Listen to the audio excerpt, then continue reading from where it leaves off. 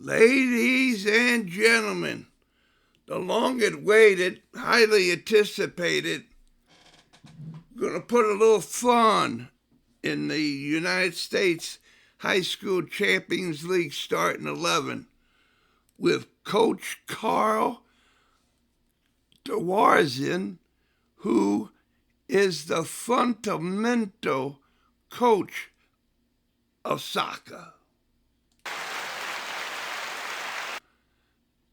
Karl, with a K, did I get the last name right? Kevin with the K. It was the best pronouncement of my last name ever. All right. So we have it. If you don't know, I always call him Doctor, but if you don't know Coach Karl, you don't have your pulse about soccer in America and internationally, really. And so, I'll in the notes I'll leave his name and how to get a hold of him. I have a collection of Dr. Karl's Coach Karl with a K in my office, and here it is. He probably would help if the child and anybody of any age would start learning to play soccer with the select ball. I mean, you talk about that's the official ball for the United States National High School Champions League, and it's the best ball. And back in my day, it was a ball. I was on my way to the World Cup team, and then we changed balls and boom, boom, boom, ba, ba, bang. But here it is. And now we got a new sponsor, Coach Karl, is Coolidge. It's a AI approach to getting to get the best fit for the individual to play soccer in college. All this comes into play, and they're a national sponsor. They help with the website. The website is US HS CL. That means United States High School Champions League.com. Get on the website. They do it, and you know that I know they're well certified. And so now we get into the fun mental of having soccer IQ. My buddy Karl, Coach Karl with a K, says, hey, start with an attention and then work and have fun, F-U-N. And so there's the best way to have fun is that I have fun listening. And that's where my Coach Karl with a K comes in, is that he knows how to talk. And so, Koach Karl, if you with the high school, but you know that the high school just didn't happen. It started when the player was about 7, 8 years old. Would that be an age that you have found it, the starting starts?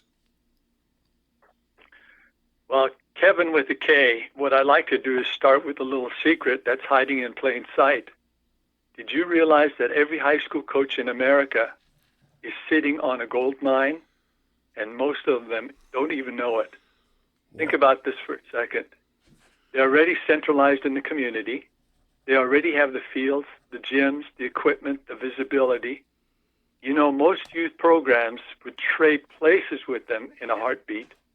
But the real treasure isn't the facilities, is it? It's the kids. A whole army of future players at the high school and their families are just blocks or a bus ride away, waiting for someone to invite them into the game. And here's the wild part. These future players aren't hiding. They're right there in the elementary schools that surround every high school campus. When I talk about coaches, most of them can't even name the high school in their own district. Are you aware of that? Never. I thought they were very highly intelligent people. All right. They don't know the names of the schools, let alone the principals, the teachers inside of them. And just think of the massive opportunity, not just for the high school program, but for the kids who are hungry to play at that level eventually. You know, as the commercial said, they're sitting on a gold mine. Okay, I get it. Coaches are overwhelmed. I know they're juggling practices, games, parents, grades, fundraising, field maintenance, you name it. Sometimes even they drive the bus, but that's exactly why they need more help. Okay, so here's my simple solution. If you don't mind, I start with it, and I encourage them to go to the principals or to the superintendent of the school district and encourage them to launch an ACTA project with their teachers. Okay, ACTA, I'm sure you've never heard of this before, but it's my fancy acronym for Active Kids the Answer. Okay, I know it sounds like something the government agency would invent, but trust me, this actually helps kids, and it costs no money.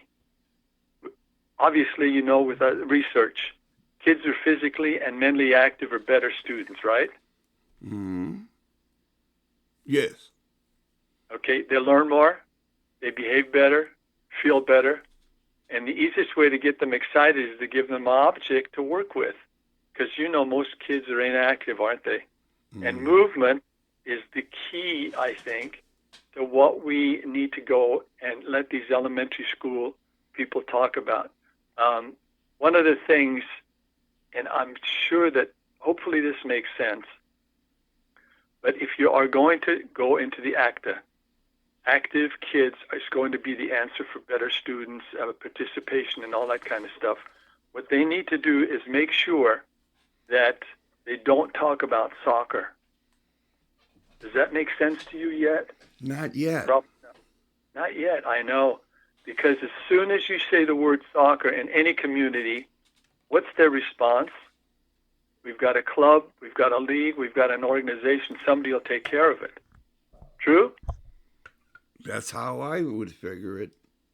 Right. And the bottom line is the elementary schools figure, okay, there's not much that the kids do nowadays. I know there's no physical education classes anymore, but what you want to do is don't start with the principal or the superintendent or any of the instruction or the people in the communities, but tell them that what you're going to do is get the kids active, because an active child is going to be more attentive, they're going to be a better student, all the other things go along with movement.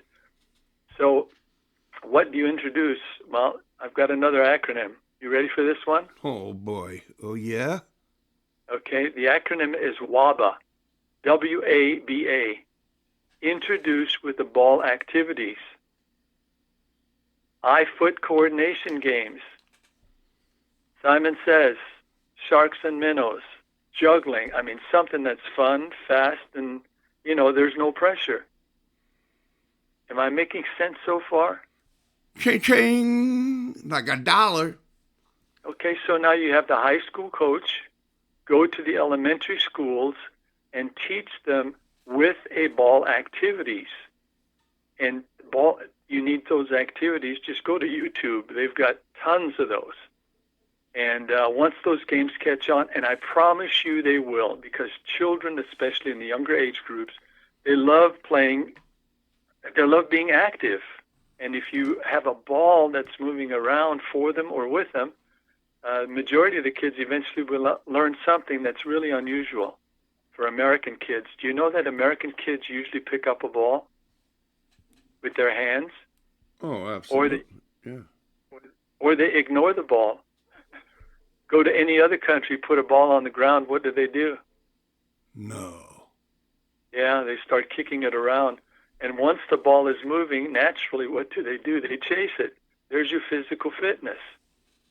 Okay, so what you do is you introduce with a ball activities as a high school coach. You go to the elementary, teach teachers how to play those with the ball activities. Make sense? Yes. Once they are into that, then you slowly start to introduce small-sided soccer games. Make sense? Oh, I'm walking through this. Yes. Okay, but Kevin, here's the problem. We usually start teaching soccer by doing technique and all these other things. And I'll get back to this in a minute. Because to me, the most important thing that the high school coach can teach the elementary school teachers is how to lay out the environment. In other words, how do you lay out a small-sided game? So hopefully you can use your imagination, but you have your feet together, you go to the right as far as you possibly can, and you put down an object. Let's say it's a shoe. You bring your feet back together, go to the left side, put down the object, and now you've got yourself a goal that the kids can score on. Have you ever heard of that before? No, this is the first time. Yeah, I'm sure that Americans haven't seen this either, because if you go overseas, you will see kids lay out their own environment by laying objects down. Those become the goals, and they just start playing.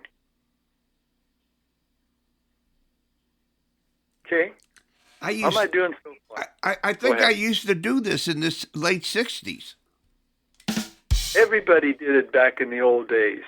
All we're doing is bringing back the natural environment that we used to play in as kids. We had older kids laying out the cones or whatever we had, and we started playing soccer.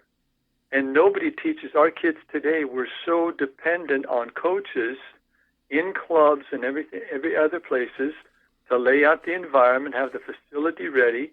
The kid comes in, and what are we teaching the kids? We're teaching them, don't play soccer unless there's an adult around to teach you how to play or let you start playing. Doesn't make any sense to me. Why can't we have the high school coaches who are centralized work with the elementary schools and teach them? But the first thing, again, is teach them how to lay out the environment. Can I give you a couple of don'ts, what they should not do? Please. Okay. Don't teach them technique. Why?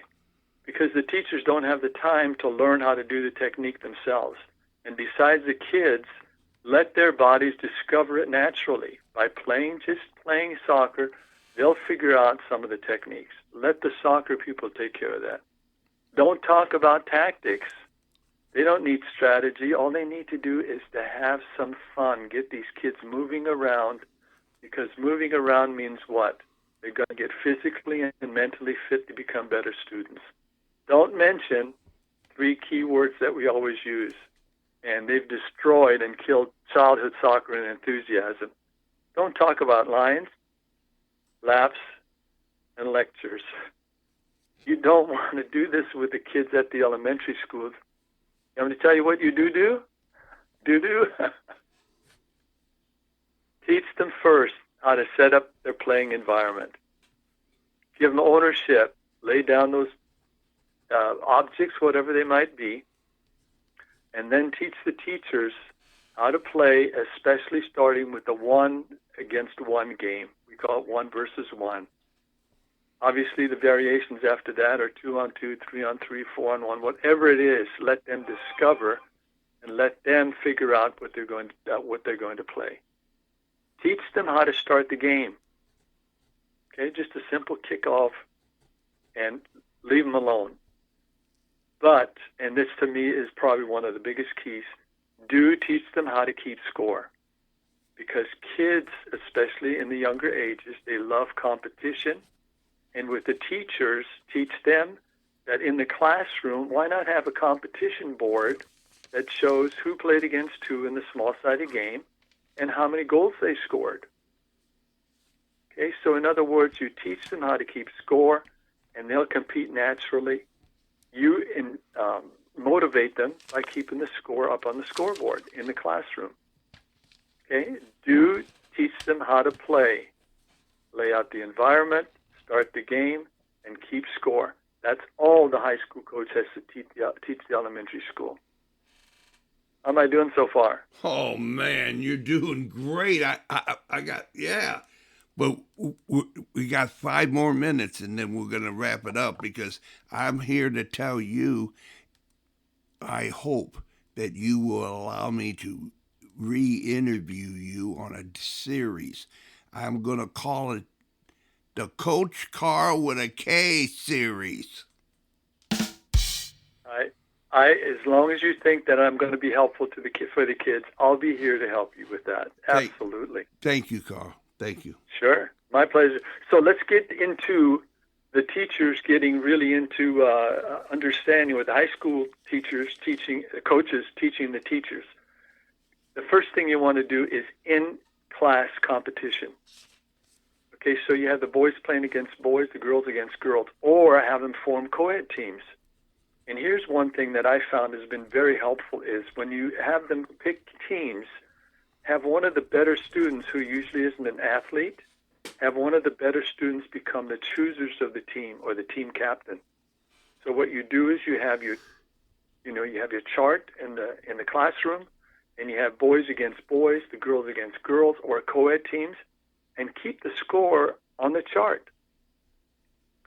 Have them play against each other inside the classroom. Eventually, if the teacher is having a great time with their kids, other teachers are going to pick it up, I promise you. What they'll do is now start competition between classroom against classroom. Eventually, why not hold a school championship? Okay, let's get farther on, because I know we want to get into the high schools.